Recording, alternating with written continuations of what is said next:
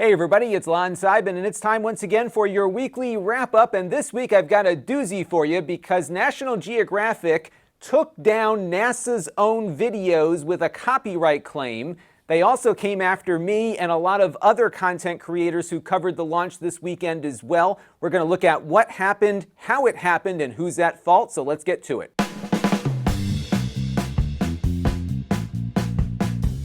So let's run through a quick timeline here as to what transpired. On Saturday, of course, we had that historic launch of our two NASA astronauts to the space station aboard the commercial Falcon 9 rocket, a very historic space mission, and I was very excited about it, and I did a live stream to cover that event, and a lot of you tuned into it. And one of the things that YouTube lets you do, of course, is record your live stream and then push it back out as an on-demand video to your subscribers later, which is what I did.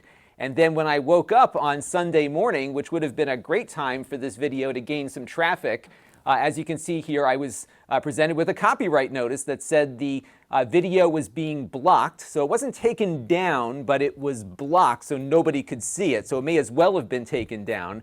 And it was ineligible for monetization.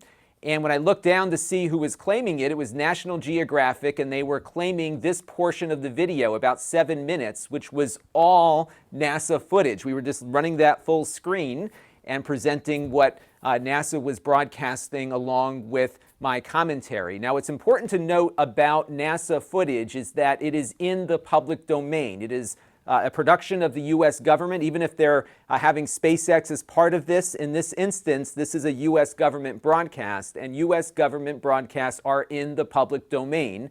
So you have the right to take that content and repurpose it or just re-upload it if you want. It belongs to everyone, and it's something that a lot of content creators enjoy covering because you have so much great footage that you can use without restrictions. But what happened here, and we'll talk about what happened exactly, is that National Geographic claimed this content as their own, and then the YouTube Content ID system started identifying all of the people that were uploading it.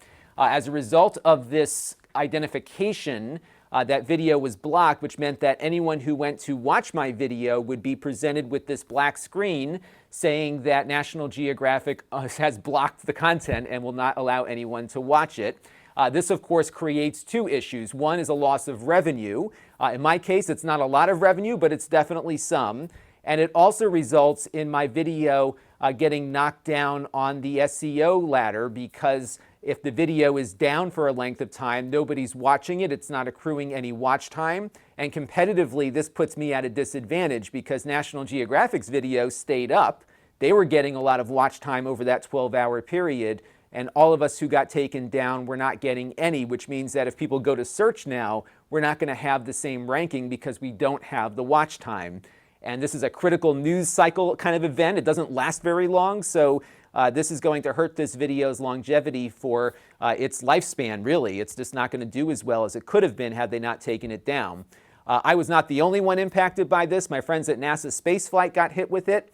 Also, Scott Manley, who's a very big space content creator, he got hit with it. A lot of other folks here got the similar takedown notices too. Now, it wasn't just us independent creators who were impacted by this. NASA themselves had their videos taken down for this 12-hour period as well, which means that as viewers were looking for recorded content of the launch event from Saturday night well through Sunday morning, they were being driven more than likely to National Geographic's coverage of the event that they did with ABC, which is also owned by Disney, which means that they were capturing revenue that should have gone to other places. And in the case of NASA, they were capturing eyeballs that should have been going to NASA, but instead they received what I would presume to be probably the lion's share of the traffic, or at least a significantly higher amount of traffic than they otherwise would have received. Now, for their part, they issued a statement to me after I reached out to them. They said, "We are aware that copyright claims on the Launch America footage were made in error, completely unintentionally, and as a result, other content creators' footage was taken down. The claims have all been released now," which is great. They did release the claims, and the videos are back up. You can find mine linked down below in the video description. But the damage is done. And what really got me upset about this is that there's no apology in here.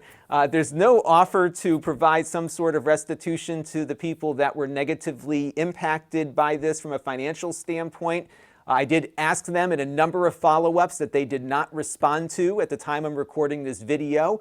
So it looks like they have no intention to do anything to rectify the damage they caused, but just issued this statement to say that they made an unintentional mistake. But was it really unintentional? Let's take a look at how Content ID works and what you can do to prevent this happening if you have the power that YouTube grants you to pull down content at will. Now, YouTube created Content ID because they were nearly sued out of existence by the movie and record industries early on in YouTube's life. This is actually probably before the Google acquisition.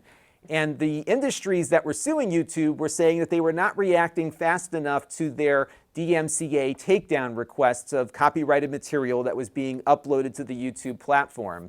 So YouTube created Content ID, which can very quickly identify that content and give the rights holders some options as to what to do about it. So what you can do as a content holder who has access to Content ID is you can decide to allow the creator to leave the content up there, but just monitor it. So when you select the monitor option in Content ID, you don't take the video down. The creator still gets monetization for that, but you as the rights holder can get access to all of the analytics of that video that has your content on it. So that's the lightest touch you can make. Now, the next option that rights holders have is to monetize the content. What this means is that the content is still up, it's not taken down or blocked, but any revenue from advertisements on that video go to the rights holder and not to the creator that uploaded it. And a lot of high school projects kind of fall into this. You know, you upload a funny video for some school project with some copyrighted music on it. You'll get the email notification saying, hey, there's a copyright claim on this video. It's not being taken down, but you might see ads appear. Well, you're not going to get any revenue from those ads. It goes to Lady Gaga or whoever you were borrowing music from. But the cool thing is that the content can remain up. You can get people to watch it. It's just that you won't get any revenue for the use of that copyrighted material. The third option, of course, is the block option, and that is what National Geographic chose to do with the match content that they were claiming over the weekend. This, of course, means that the video cannot be seen by anybody, and it will not show up in search or anywhere else. It basically is effectively taken off the platform. But it's different than the last option that a rights holder has in Content ID, which is the takedown. Takedowns are the only part of Content ID that use the DMCA process for the removal of content. And under that scenario, the rights holder actually has to file an affidavit to ask for that content to be removed by YouTube. And that also results in a copyright strike being issued against the channel that uploaded it. And YouTube's rules are that if you get 3 copyright strikes, you're out. You get kicked off the platform. So that one's a very serious way to take content down. Thankfully, National Geographic was not doing takedowns, just blocks. So when you get blocked, again, your video is invisible to the world, but you're not issued a copyright strike for it. In fact, you can still watch your own video, but nobody else can see it. And the only reason why I think they're doing blocks versus takedowns is that it's a lot more efficient to just block stuff than it is to issue takedowns, which require a lot more manual labor. And it's to that manual labor point that we'll talk about why I think they have some culpability in this particular instance. Now, Content ID is an automated system, and it's possible for automated systems, of course, to run amok. But in the case of Content ID, it does require human input first. It is on the rights holder to declare what is theirs. And Content ID doesn't just start looking for stuff because National Geographic uploaded it. They start looking for stuff because National Geographic uploaded it and then told Content ID that this belongs to us and you need to look for it. As a large creator, they likely have automation on their Content ID platforms, so they've set it to block any content that might meet a certain threshold. So maybe it says, hey, if there's 5 minutes of matched content, then block automatically, which is likely what they did here. And this will work, of course, for content that they own. You should not be re-uploading National Geographic's content. You shouldn't be re-uploading my content. So yeah, I would see that being a legitimate use of the platform. But in this instance, they didn't take the time to exclude portions of the content that were coming from NASA. And this is why I think they're responsible here, because it is in the system. If you go and Google exclude third-party content from a reference file, you will be brought to this page, which will tell you exactly how to exclude the NASA segments of your video in the broadcast. You have to spend some time here. Yes, it requires some manual labor, but this is what you should do to protect the community from a false claim, which is something that they did not take the time to do. 11 o'clock rolled around and they just started taking everybody's video down because they did not take the time to go through and exclude all of the segments that contain NASA footage. This takes time.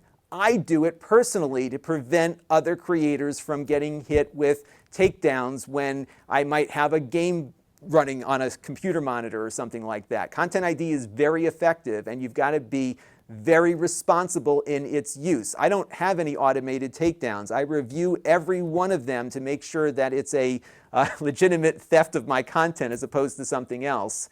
And in this case, they're just too lazy to set the thing up properly, and this negligence is what resulted in all of these creators losing income from a very important event in the news cycle that had a very short lifespan. Now, if you get one of these false claims, you can appeal it through the Content ID system. So as the content creator, you can file a dispute, but the copyright owner has 30 days to respond to that dispute. So they could be jerks and not do anything and then just let it expire. At the expiration, that video would then reappear. What they can also do, though, is release the claim immediately. But again, you have to get in touch with them if they're not reacting fast enough. I was trying very hard on Sunday to find somebody there to tell them, hey, this is going on. You got to deal with this. I found out through some friends of mine that apparently NASA was the one that finally got in touch with somebody over there and made them fix it. So it was good on NASA to try to help us all out because they were also impacted by this. But they could also decide as the copyright owner to uphold the claim, meaning that they will not release the video, and after that you can appeal their decision to YouTube, but YouTube rarely will do anything about this kind of stuff. So the deck is largely in favor of the copyright owner here and not the creator. And you do have some risk here also because the rights holder could decide, you know what, I'm not going to grant this guy an appeal. I'm going to just take down the video. And this, of course, initiates the copyright strike. So this goes beyond the blocking. This becomes a DMCA takedown. And after that, your appeal rights become much more complicated and involve lawyers and courts. So it's not something that often results in a good outcome for creators. Thankfully, this time it did. But you can see how some of these media organizations, if they abuse the Content ID system, can really create some problems for people. And I'll talk about an experience I had in the past related to that. The good news, at least, is that if they decide to select the monetization option on your content, meaning they allow the content to stay up, but they collect all the ad revenue, the revenue that is generated by that video from the moment that the Content ID claim is filed to the conclusion of the dispute is held in kind of like escrow. So if you were to win the dispute, you would get all the revenue back that was held up during the period of time that the other party was claiming it. That is not how it used to be.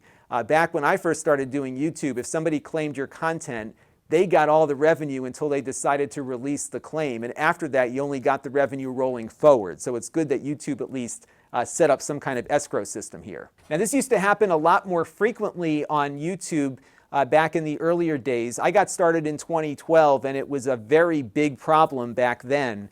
NASA was seeing their videos taken down and monetized and tracked on an almost daily basis, and it was driving them nuts. And they got an article in Ars Technica here about it from that period of time. And I also appeared in Ars Technica around that same period of time for a live stream that I did. Most of the NASA content that I would upload would get flagged by somebody. Usually they were pretty good about releasing it very quickly. But this particular live stream I did about the landing of the Mars rover got no less than 5 different copyright matches, and there was a few others that happened, I think, after the article went up. It was crazy. It was like every day there was some new claim being made on this video. YouTube really cracked down after that. I think they really started saying to people in the Content ID system that, look, you got to be more responsible here, and you've really got to stop just automating all of these takedowns. But it looks like people are getting lazy again, and things are starting to happen once more. And it's just inexcusable for people not to take the time to respect the community. I realize you're a big media organization, but if us little guys can take the time to protect you, you could do the same to protect us. So what should happen here rolling forward? Well, I think there's a couple things that can happen. The first is that YouTube and NASA should be working together to identify all of the NASA content getting put on the platform and make it what's called an invalid reference for matching. This system of invalid references already exists inside of ContentID. So there are things like screenshots and other stuff that YouTube ContentID just won't match against because it has declared that clip to be too common for anyone to own.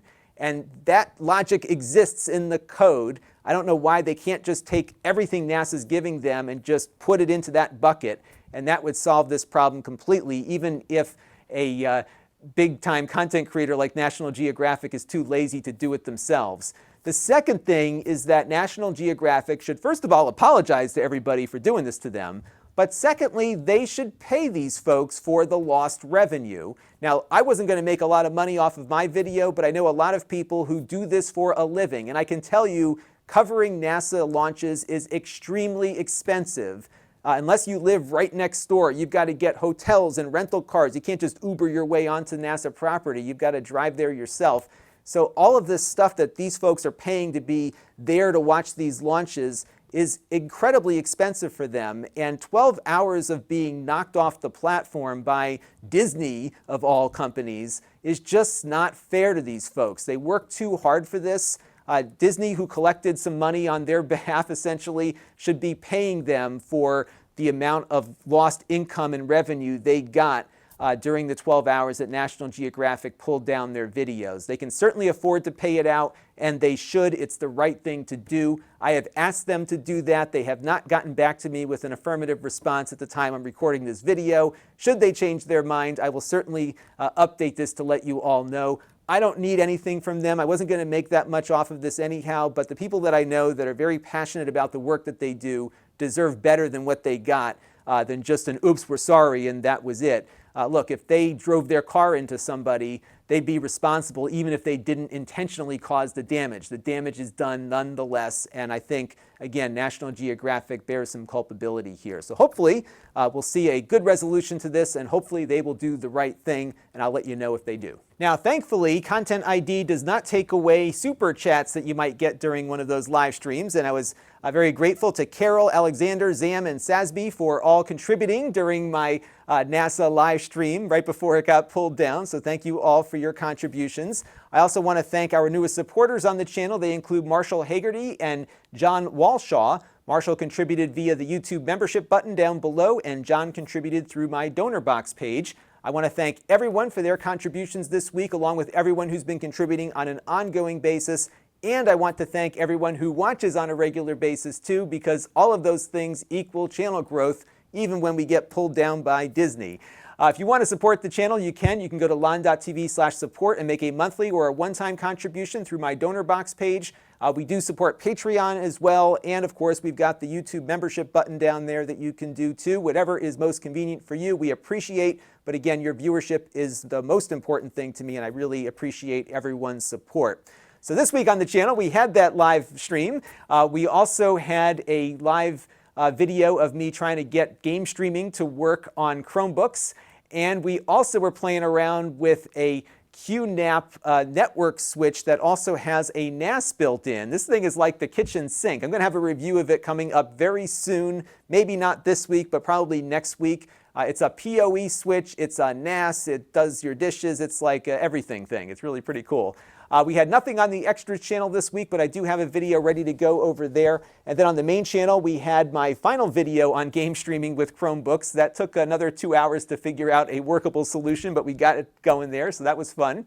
We also did an update on Plex Live TV and how it's working now. I hadn't looked at it in a while, so we did that for our monthly sponsored Plex video. We're going to have another one coming soon with their new Watch Together feature that they just put out, so we're going to look at that very shortly as well. And then, of course, we had a fun one here. This was the Replatronics Hotline Power Bank. This device looks like an old Walkman, but it's actually a wireless charger for your smartphone, with a battery built in, and then you can also plug in 2 devices via USB to charge them. So it doesn't actually play any cassette tapes, but it looks just like an original Walkman. I thought it might be kind of a fun little thing to take a look at. Every once in a while, I like to take a look at some little doodad like that. So this week on the channel, we've got a bunch of stuff planned. I believe, actually right now, upstairs, waiting for me, is this new laptop from Acer with one of the new Ryzen chips inside. I think this one has the 4700U, and we're going to be putting it through its paces. I'll probably do a live stream on this one as I'm getting it set up, so stay tuned for that. I know a lot of you have been eager to see that. And then I'm also getting in one from Lenovo, this with, I think, the 4500U processor inside. So we're finally starting to see those new Ryzens show up. I'm so excited to get into that. I know a lot of you have been asking about those, so those will be a first priority as soon as I get them in here. Towards the end of the week, I'm also getting in the new Amazon Fire HD Plus tablet, so we'll see how their new low-cost tablet works. This is the higher performing one, but I also got the new regular HD 8 to compare it with, so that's coming in soon. You're also going to see a review of a low-cost TCL phone. This is a $249 phone with a beautiful display and I think 4 cameras there on the back. I've got that one shot and ready to go. You can actually find it up on Amazon in the next day or two, and we'll get it up on the channel here a little later in the week.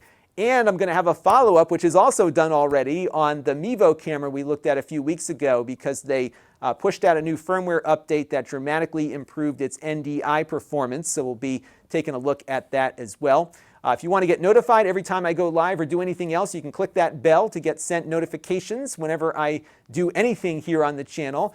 We have other channels that you can follow me on, including my Amazon page, and I do live streaming to Amazon at the same time I do YouTube. So if we ever have one of those issues like we had with the NASA thing, you can actually watch me on Amazon.com on their shopping channel, and I often appear there while I am also appearing here. And by the way, they didn't get my video down from there, so it was still up somewhere after it was taken down. You can engage with the channel through my email list. Our Facebook group continues growing by leaps and bounds. Interestingly, Facebook has been sending out ads to get people into the group, which I thought was interesting. A couple of people mentioned that they got an ad. I didn't pay for that, so thanks to Facebook, I guess, for trying to get you in there. So we're growing. It's a fun place to just communicate with other viewers of the channel, and I get a lot out of that for show ideas and stuff. We also have my store where I sell previously used items. I've got a few more things I'll be posting there this week. A lot of the stuff I'm getting in this week, including those Ryzen laptops, will likely be going up there as well when I'm done with them. I did have to buy those 2 Ryzen laptops, so stay tuned for that. And if you want to get notified when those things do appear on the store, you can sign up for the email alert you see here on screen. And that is going to do it for this week's weekly wrap-up. It really felt good to talk about this topic because I know a lot of these folks that were impacted by what transpired here with National Geographic, and it just drives me crazy that these big corporations can make these mistakes the way they do, cost a lot of people money, and then just walk away with it like nothing happened. And I just don't want that to continue happening here. So hopefully they will do the right thing. I really appreciate you all tuning in and listening to me rant about it. I know there are more important things in the world going on right now, which we might talk about a little bit later. But right now, I just wanted to get that off my chest and help out some friends that are really deserving of every dollar they earn and don't deserve what happened to them here. That's going to do it for now. Please stay safe and healthy, everyone. And until next time, this is Lon.TV. Thanks for watching. This channel is brought to you by the Lon.TV supporters, including gold-level supporters, the 4 Guys with Quarters podcast, Tom Albrecht, Rick Vestudo, Chris Allegretta, and Kalyan Kumar. If you want to help the channel, you can by contributing as little as $1 a month.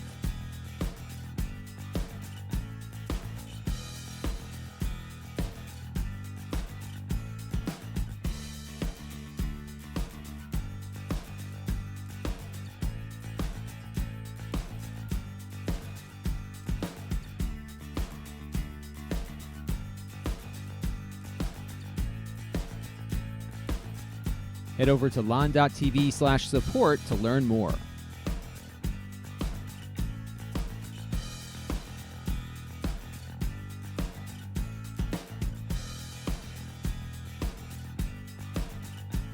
And don't forget to subscribe. Visit Lon.TV/s.